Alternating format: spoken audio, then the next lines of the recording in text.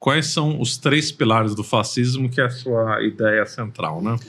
Bem, professor, quando fazendo minhas pesquisas, eu fui, de fato, chegando à conclusão que o fascismo surgiu primeiro como um movimento e não como uma ideia, uma ideologia. De fato, surgiu o movimento com o Benito Mussolini liderando, né?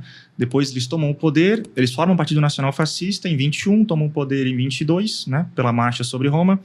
E só depois, alguns anos depois, que começa-se a ver a necessidade de criar uma ideologia.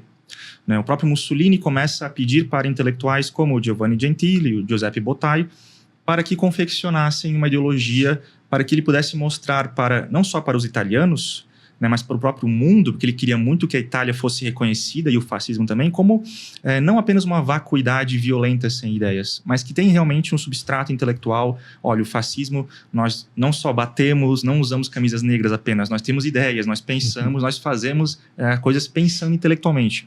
E aí começou-se, dentro do regime mesmo, certas movimentações de intelectuais e grupos de intelectuais para fazer uma síntese ideológica chamada fascismo, ou ideologia fascista, né? E eu cheguei à conclusão que foram 3 os principais pilares que tentaram se juntar para fazer essa síntese ideológica, né? O primeiro deles foi o idealismo do Giovanni Gentili. O Giovanni Gentili, que foi o principal pedagogo e o principal filósofo da primeira metade do século XX na Itália, né? Ele e o Benedetto Croce, que era um liberal, e foram amigos na universidade, depois brigaram quando o Gentili aderiu ao fascismo e Benedetto Croce virou um crítico do fascismo, né? E ele se tornou muito famoso como um pedagogo e depois se juntou ao Partido Nacional Fascista em 23, quando foi chamado para ser o ministro da Instrução Pública de Mussolini. E depois Mussolini, como Gentili era uma figura muito famosa na Itália e até mesmo internacionalmente pela sua acuidade intelectual, olha, Gentili, eu vou escrever aqui preciso escrever uma doutrina do fascismo. Por que você não escreve comigo a outra metade? Então, a parte das ideias da doutrina do fascismo, que é aquele livretinho que você pode encontrar traduzido aqui no Brasil, está escrito que é só Benito Mussolini o autor. Mas teve como ghostwriter o Giovanni Gentili. Metade do livrinho é escrito pelo Gentili, né? E para você entender a doutrina do fascismo, você tem que entender um pouco da ideia central filosófica do Gentili, né? Como ele era um idealista, ele não acreditava que o indivíduo tinha autonomia, tanto existencial quanto moral. Ele falava que o indivíduo apenas é um indivíduo quando ele vive em sociedade. Aquela ideia do contrato social, que existiam, né, indivíduos totalmente livres e depois eles contratam e criam uma sociedade civil, aquela ideia clássica, para o Gentili é uma grande besteira. O Gentili fala que não haviam indivíduos antes da sociedade, antes do contrato. Existiam bestas. Porque tudo que nós sabemos, nossa língua, nossa cultura, nossa moral, é um atributo coletivo da sociedade que nós vivemos. Então ele fala que o indivíduo não tem nenhum atributo único, individual. Ele é sempre parte de uma criação social. Então ele é um animal político para Gentili, não é mesmo? Então ele fala, como o indivíduo é um animal político e depende da sociedade, da língua e da moral, que são construções coletivas e sociais, então a sociedade vive dentro do indivíduo como potencialidade. E o indivíduo precisa aprender tudo o que a sociedade e a educação social lhe fornece para ser um indivíduo racional e atuante, né? Então ele fala, a sociedade vive dentro do homem. E depois ele continua, e o Estado também. Então, se as leis são necessárias para manter a ordem e para vivermos em sociedade, então ela é uma necessidade, e quem faz as leis e as mantém é o Estado. Então o Estado está dentro do indivíduo também. E a vontade do indivíduo é, portanto, a mesma vontade do Estado. Então ele fala, se o indivíduo e o Estado têm a mesma vontade, o Estado é o genuíno representante da vontade geral de toda a comunidade. E por isso, aquela famosa frase que atribuem a Benito Mussolini, tudo dentro do Estado, nada fora do Estado, nada contra o Estado, na verdade é uma frase oriunda da filosofia do Gentili. Nessa ideia de que não tem nada fora e nem contra o Estado, porque o Estado existe com potencialidade dentro de nós. E, portanto, a nossa vontade é a dele também. Então, para um fascista, quando o Estado diz que você tem que fazer X ou Y, não é apenas um Estado autoritário que está mandando. Não, é a sua verdadeira vontade, que você tem que segui-la. Senão o Estado tem a obrigação de te encaminhar para a tua vontade verdadeira, mesmo você queira ou não. Então, essa é o substrato do idealismo do Gentili, que entra na ideologia fascista e que vira a doutrina em 32, não é, professor? Certo, agora esse neo-idealismo, esse neo-hegelianismo, hein, como preferia usar, ele era forte na Itália ou o Gentili era o único expoente?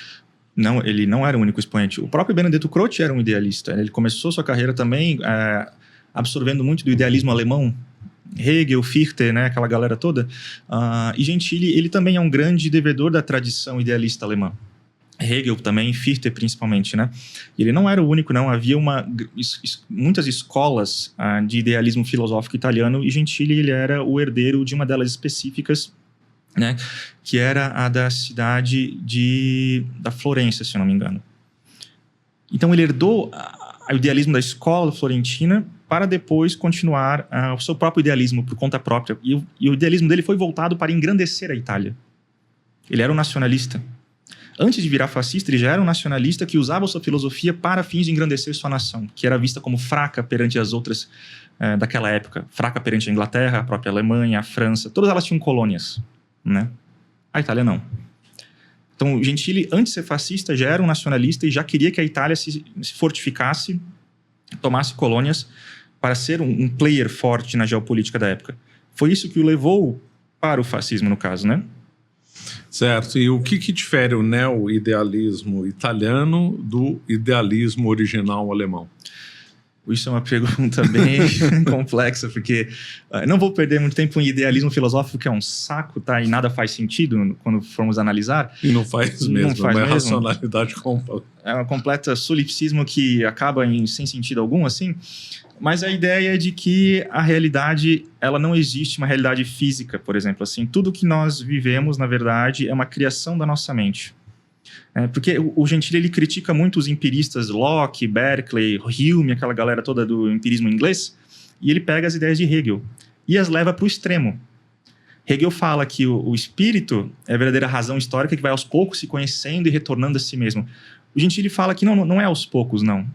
O espírito já é o absoluto. Ele tem que ser por necessidade.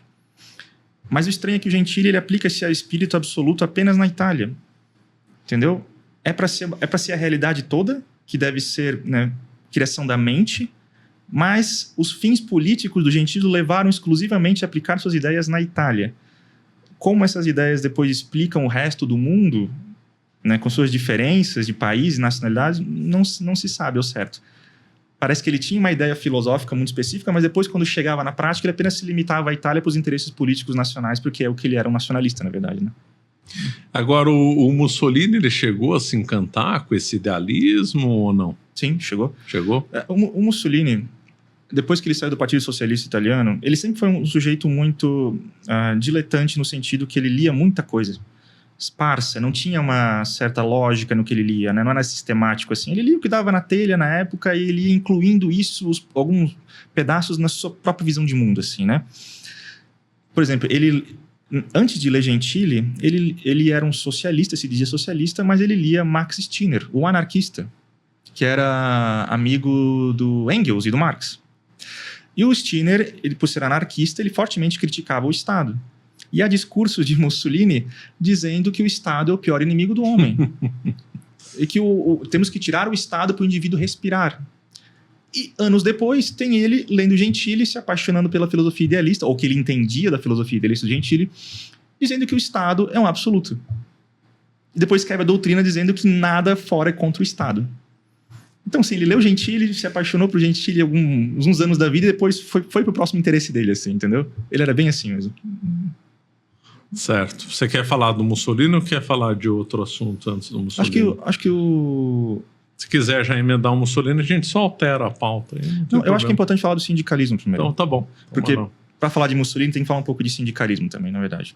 Olha, quando se fala em fascismo, né, que é o termo em italiano, falam justamente para você na escola que, né, Mussolini tirou essa ideia do substantivo fatismo da ideia dos fatiulitori, né, que eram da República Romana. Mas não é verdade. O símbolo do fati, ele volta na Revolução Francesa e na Revolução Americana, né, para simbolizar o poder do Estado republicano moderno. E depois ele é utilizado por sindicalistas italianos na metade para o final do século XIX. Eles começam a utilizar a palavra fati no plural, fatio, fati no plural, para simbolizar uma coletividade de sindicatos. Só para um parênteses, tem lá em Recife, tem um prédio público que tem lá o facho lictório. Tem nada a ver com fascismo, justamente que ele era republicano. Isso. E tem prédio público nos Estados Unidos, em Washington, né? Se é o Congresso. É o Lincoln Memorial. Lincoln Memorial tem lá o facho. E no Congresso americano. O Congresso americano tem também. Isso, e na França tem também. Isso não tem nada a ver com fascismo, tem a ver com uma visão republicana. Exatamente. Já que lá em Recife fazia menção à Revolução de 1817. Os Estados Unidos, obviamente, é o republicanismo e a França também. Isso. Então, além do barrete vermelho da França revolucionária, eles usavam o facho litório. Né? Exatamente. E depois, a Itália, os sindicalistas se apropriam desse símbolo para justamente simbolizar a força da classe trabalhadora numa coletividade de sindicatos. Então, os fatistas já existiam. Antes de existir um substantivo fatismo. Quem eram os fatistas? Eram aqueles sindicalistas que apoiavam a coletividade de sindicatos contra o Estado burguês, contra o capitalismo. Né? E Mussolini, ele começa a... Quando surgiu esse termo usado lá na Itália? Assim? Por volta de 1870, por ali, começa assim. E Mussolini, ele começa a sua militância lá no comecinho do século XX, 1902, 1903, né? Que ele nasceu em 1883. Então ele tinha os seus 18 anos em 1901, por ali, né? Ele nasceu quando morreu o Marx, né? Isso. O Marx morreu em março, ele nasceu em junho, isso, exatamente. E Mussolini, ele começa a sua militância socialista e ele vai para a Suíça. Né, porque lá era um reduto de muitos socialistas e marxistas. O próprio Lenin morou lá um tempão. Tanto é que dizem que eles teriam se encontrado. Dizem, não há provas nenhuma. Deu um tchauzinho pro outro num café, né? O Lenin já era um revolucionário famoso, assim, na Europa, assim, né? Mas o Mussolini, na época, era quase um mendigo lá, que era só mais um militante socialista que tinha seus, sei lá, 20 anos. Então, muito provavelmente, Lenin não deu muita atenção a ele, se encontraram, né? Mas ele vai lá e ele faz amizade com muitos sindicalistas italianos. O Arturo Labriola, né, que ele foi um dos introdutores da doutrina do Georges Sorel na Itália. Isso né? que eu ia perguntar. Isso. Ele fez amizade com o Labriola, entendeu? E faz amizade com o Sérgio Panunzio, né, que é outro grande sindicalista que depois vira fascista. Ou o Angelo Olivetti, outro sindicalista que vira fascista. Ele conhece todo mundo lá na Suíça e faz amizade. E embora ele não tenha se tornado um sindicalista, ele continua essa amizade. E ele lia muito material, né, das revistas sindicalistas, como o próprio La Vanguardia, socialista do Labriola, né? E como eu falei, o Mussolini, ele vai tendo aquelas leituras idiosincráticas dele, vai lendo aqui e lá, qualquer coisa assim. Se fala muito da influência do Sorel nele, né? Sim, teve. Não só no Mussolini, mas em toda uma geração de italianos. O Sorel, ele foi extremamente influente em toda uma geração de revolucionários italianos, sejam socialistas, sejam sindicalistas. A esquerda republicana, até mesmo marxista italiana, foi profundamente afetada por ele. O Sorel, ele tinha a ideia, duas ideias principais, o mito e a violência, né? Porque o Sorel, ele via que o capitalismo não estava se degenerando que nem Marx havia previsto, né? E muitos socialistas estavam vendo isso também. O próprio Bernstein, né, estava vendo isso. E Sorel falava, olha, se o capitalismo não vai se degenerar por suas próprias contradições, como Marx havia falado, e não está acontecendo, como de fato não estava, e não está... E nunca vai estar? Pois é, porque marxismo não é bobeira, claro. Ele falava assim, então a revolução tem que ser alcançada por outros meios. Então, se o proletariado não vai virar revolucionário por causa das contradições do próprio sistema, como ele vai virar revolucionário? Nós vamos torná-lo revolucionário. Então ele começa a criar, vamos criar mitos e ideias palpáveis, fáceis, acessíveis para um grande número de pessoas, de proletários, poderem perceber que a sua responsabilidade é fazer a revolução. Então o Sorel, ele cria essa ideia, junto com a violência como algo redentor, né, que cria uma moral nova, para poder ativar essa força revolucionária europeia que estava, né, minguando, porque a revolução não estava chegando por conta própria, né? Isso afeta muito os italianos, principalmente Mussolini, Labriola, a geração dele, assim, né? Tanto que Mussolini, ele começa sendo um marxista materialista dialético bem no começo da sua militância. Os primeiros textos dele são profundamente afetados, influenciados por, primeiro, Marx e Engels e Proudhon. E tanto que ele se dizia um materialista dialético. Mas depois, com a influência do Sorel e dos sindicalistas, o Mussolini ele vai virando cada vez mais um socialista voluntarista, no qual a revolução tem que ser algo voluntário e explicado para os proletários, né? Não algo automático, digamos assim. E aí começa, então, a influência sindicalista no fascismo. Os sindicalistas, eles veem, e depois Mussolini também, que a Internacional Proletária é um mito. Aquela ideia de que há uma revolução mundial que né, proletariado, trabalhadores do mundo todo univos, como dizia Marx no manifesto, é uma grande mentira. Nunca aconteceu e nunca vai acontecer. Principalmente quando chega a Primeira Guerra Mundial, que é o grande baque na Segunda Internacional Socialista, né? O que acontece? Eles veem que os proletários de todos os países não estão se juntando para destruir suas burguesias nacionais. Eles estão pegando em armas para matar o proletariado dos outros países. E Mussolini, os sindicalistas já viram isso e já haviam separado o Partido Socialista. E Mussolini foi a vez dele agora. Ele vê isso. Ele fala para o partido, olha, não era o pessoal da Alemanha lá que falava que temos que ser pacifistas quando a guerra chegasse? E o Partido Socialista Alemão estava incitando a guerra da Alemanha contra a Itália. E Mussolini olhava aquilo e falava, eles estão incitando a guerra contra a gente. Eles que falavam que deveríamos ser todos pacifistas.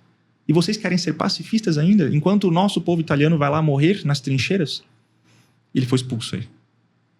E o Partido Socialista Italiano manteve-se neutro, né? E a maioria dos outros países... Não, os outros países aderiram às suas próprias nações. Isso, exatamente. E Mussolini viu que isso era uma grande piada, na verdade, né? E realmente era. Ele estava certo. Então, mas aí a ideia dele foi realmente criar um tipo de socialismo nacionalista. Ele pensou, se a Internacional Proletária não vai existir, temos que pensar em novas ideias para uma revolução para o povo italiano e para o trabalhador italiano, né? E aí começa o caminho do Mussolini até ele fazer vários grupinhos, né, o Fati de combatimento, para fazer então o movimento fascista. Houve algumas tentativas de impor esse sindicalismo para a Itália, né? Antes do Mussolini, né? O sindicalismo ele era muito ligado... A ideia das corporações na Itália era muito forte, né? Desde da era medieval, né? Com as corporações de ofício, mas né? é que essa daí não tem muito a ver com a medieval, né? Mas não tem, tudo bem. Não tem, mas depois porque, por exemplo... Mas aí na história da Itália, essas corporações foram muito influenciadas também pela doutrina social da igreja, em alguma medida, entendeu?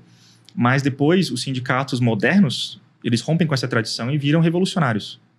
Viram ateus, né? Anticlericais, anti-igreja. Porque eu me lembro de uma desse fascismo revolucionário fazer um modelo de constituição e aplicar numa cidade italiana. Filme. Filme, exatamente. Isso, que me fugiu. Conta um pouco essa história, então. Logo depois do fim da Primeira Guerra Mundial, quando Mussolini ele não havia tomado poder, ele é só um líder de um movimento muito grande, né? Existia um outro sujeito muito importante que hoje em dia é frequentemente esquecido, que é o Gabriel D'Annunzio. Ele foi um poeta e um militar muito mais famoso que Mussolini na época, né? E dizem até que esse Gabriel D'Annunzio foi quem criou a saudação fascista da mão em riste, que eu não posso fazer aqui, senão vão tirar a foto e vão me cancelar. Ele que, pegando da República Romana esse gesto, né, começou a replicar, aí Mussolini e os fascistas começaram a usar, e depois Hitler e os nazistas começam a copiar. Então, Gabriel D'Annunzio talvez tenha esse crédito, ou esse descrédito, conforme você queira ver, não sei. Né? Mas ele, o que ele fez? Fiume era uma cidade lá no norte da Itália, né, que diziam que deveria ser mandada para a Itália como uma compensação por ter sido uns países vitoriosos da guerra, né? E como a Inglaterra e a França não estavam tão dispostas a entregar a cidade de Fiume, né, o território, o Gabriel D'Annunzio pegou uma galera de sindicalistas e nacionalistas e simplesmente tomou a cidade à força, com armas e tudo. Eles ficaram um bom tempo lá, fizeram uma constituição nova para a cidade. Um dos escritores da Constituição era um sindicalista revolucionário, o Alceste de Ambris, que foi um grande amigo de Mussolini na época que eles eram militantes, né? Mas ele não virou fascista, o Alceste, né? E sim, aquela Constituição depois vai inspirar muitos modelos legislativos do regime fascista. Do Estado corporativo, das corporações de sindicatos, né, da própria pedagogia, que depois o Gentili também vai se utilizar para aplicar, como ele vira instrutor da ministra da Educação. Então, sim, existiu esse episódio muito esquecido, mas muito interessante, que é a cidade de Fiume, né? E depois o Gabriel D'Annunzio ele sai da cidade e depois ela entrega sim para a Itália, entendeu? Conseguiu, pelo menos. Porque a Itália se aliou com a França e a Inglaterra, venceu a Áustria, né? Ela queria uma compensação por essa vitória, né? Porque eles tiveram muitas perdas, né? Foram 400 mil jovens italianos foram mortos na guerra. Mortos, foi sangrento lá. Demais, né? E eles viam que a Itália, claro, ela sofreu ela venceu a guerra, estava no time vencedor, mas sofreu muitas derrotas em campo de batalha, né? Não, militar também. Tinha a Batalha de Caporetto, que chamam, que foi uma grande devastação para o povo italiano, porque eles tomaram uma lavada absurda, assim. Eles acharam... Então, a Itália, ela venceu a guerra, mas ficou como aquele país que, se tivesse sido só ela, teria perdido. Embora ela tenha vencido os últimos contra os austríacos, né? Isso. E o Império Austro-Húngaro se dissolveu logo depois da certeza. derrota contra os italianos. Isso. Mas quando eu digo de derrota política, é que depois da guerra a Itália não conseguiu tudo que queria, né? Ela foi derrotada politicamente. Não conseguiu. Isso foi um grande combustível no próprio movimento fascista, na verdade, né? Porque Mussolini, ele falava muito, né? É engraçado. O Hitler falava a mesma coisa do Tratado de Versailles, né? Isso. E Mussolini, por estar do lado vencedor da guerra, falava quase a mesma coisa, embora não tenha sido um tratado imposto penalidade para a Itália. A Itália não ganhou o que achava que tinha que ganhar, no caso, né? Isso influenciou muito o crescimento do movimento fascista. Né? Vamos ter que engrandecer a Itália e colocá-la num novo patamar para isso não acontecer de novo. Para que a gente tenha, assim, força para pedir e barganhar com a Inglaterra e com a França, no caso, assim. Com certeza isso foi um grande combustível para o movimento nacionalista e fascista da época. Com certeza, professor. Certinho. Bom, você falou do sindicalismo, agora o nacionalismo, né? Bem, o nacionalismo italiano é justamente... É que todo mundo quase naquela época que virou fascista já era de um jeito ou de outro nacionalista do seu próprio jeito. Na verdade, né? Existe um sujeito muito importante chamado Enrico Corradini, que ele escreveu que a Itália é uma nação proletária. Ele já criticava muito o marxismo, dizendo que a verdadeira luta no século XX não é entre burguês e proletariado. Vai ser entre nações proletárias e nações plutocráticas. Ou seja, aquelas nações que tiverem força suficiente para pegar o seu quinhão de colônias, de recursos, que o seja, e aquelas que não, aquelas que vão ficar para trás na corrida geopolítica, entre elas a Itália. Ele vê que a Itália era uma nação proletária e tinha que ter forças e colônias para lutar contra as nações capitalistas plutocráticas, como a Inglaterra e a França, no caso, né? E essa ideia, ela começa a se espalhar por todas as alas de nacionalistas, sindicalistas, né? Nos socialistas também, nacionalistas, e depois ela é adaptada para o Benito Mussolini. E o próprio Enrico Corradini vira um fascista depois, né? Então o nacionalismo ele já era algo muito difundido. Mas depois ele só vai aos poucos se acomodando com o fascismo. Porque o Partido Nacionalista Italiano depois é dissolvido e o pessoal só entra no Partido Nacional Fascista, no caso, né? Enrico Corradini entre eles. O nacionalismo é uma coisa mundial, né? Mundial, o francês claro. era nacionalista, alemão era nacionalista, o próprio Lenin se tornou um nacionalista lá depois. Então, não tem como escapar disso até hoje, na verdade. Não tem como escapar até hoje, né? Esse mito do Marx é universalista, mundialista, é um mito. Não existe esse proletariado no mundo. Toda a experiência marxista desembocou no nacionalismo de algum jeito? É, né? Então. Até na Rússia, né? Então, isso é tudo um mito, um delírio, né? Com certeza, professor. Mais algum ponto aqui? Senão a gente passa para outra...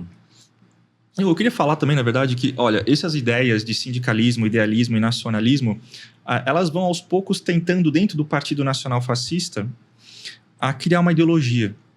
Você vê, tenta-se fazer isso na doutrina do fascismo, né? No começo dos anos 30. Mas depois os anos 30 vão chegando e o Mussolini vai jogando o Gentili para o escanteio. O Gentili ele vai virando uma pessoa um pouco marginal dentro do próprio partido. Embora ele fosse muito famoso e um dos escritores da doutrina, né? Porque há muitos embates dentro do próprio Partido Nacional Fascista. Há grupinhos de sindicalistas, há grupinhos de nacionalistas, há grupinhos de idealistas. Eu sei. O fascismo, embora tenha reunido esses três pilares, houve a manutenção dessas três visões dentro da corrente fascista. Ficavam se conflitando um com o outro. Tinha a fala de monarquistas, né? Tinham fascistas com carteirinha do partido, mas que eram a favor da monarquia, outros que não eram a favor de derrubar a monarquia. Então, nunca chegou-se um grande consenso dentro do partido nessa ideia. Isso foi muito bom para Benito Mussolini, porque ele podia exercer a sua influência sendo meio que o árbitro do que ia valer a cada momento. Então, as pessoas sempre iam atrás dele. Certo, era esperto, né? Ele gostava do poder acima de tudo, né? Ele usou essa dinâmica para poder ter o seu próprio poder dentro do partido, mas isso acabou também enfraquecendo o próprio partido. Porque se não tinha uma ideia e um consenso geral dentro do partido, eles não conseguiram aplicar as suas ideias de maneira sistemática para a Itália. É por isso que nunca chegou-se a criar um Estado corporativo realmente, na prática.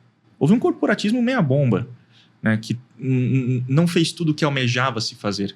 Né, não criou aquela coisa de justiça social entre trabalhador e burguesia. Foi uma coisa pelega também, foi né? Total. De cima para baixo, né? Um peleguismo completo. Isso. Né? Era só o exercício quase arbitrário do poder do partido e de seus delegados em cima, né, dos proletários, e também tentaram controlar os capitalistas, mas os capitalistas eram fortes E o próprio partido não conseguiu destruir os capitalistas, né?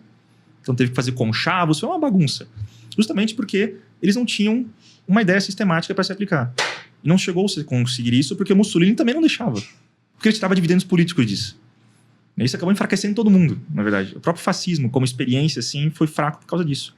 E a própria Hannah Arendt, naquele livro As Origens do Totalitarismo, ela fala com razão de que o fascismo foi um totalitarismo falho, né? Nunca chegou a ser totalitário. Embora eles orgulhosamente diziam-se ser totalitários, de fato não eram. Por causa dessas falhas, essa falta de síntese e coordenação. Né? Que é próprio do espírito italiano, né? Muita confusão, fala demais, para lá e para cá fica difícil. Pode-se dizer que sim. Realmente, falava-se muito, escrevia-se muito e não fazia-se tanto, na verdade. Isso é verdade, professor, com certeza. Você acaba de assistir um corte do Caravelas Podcast.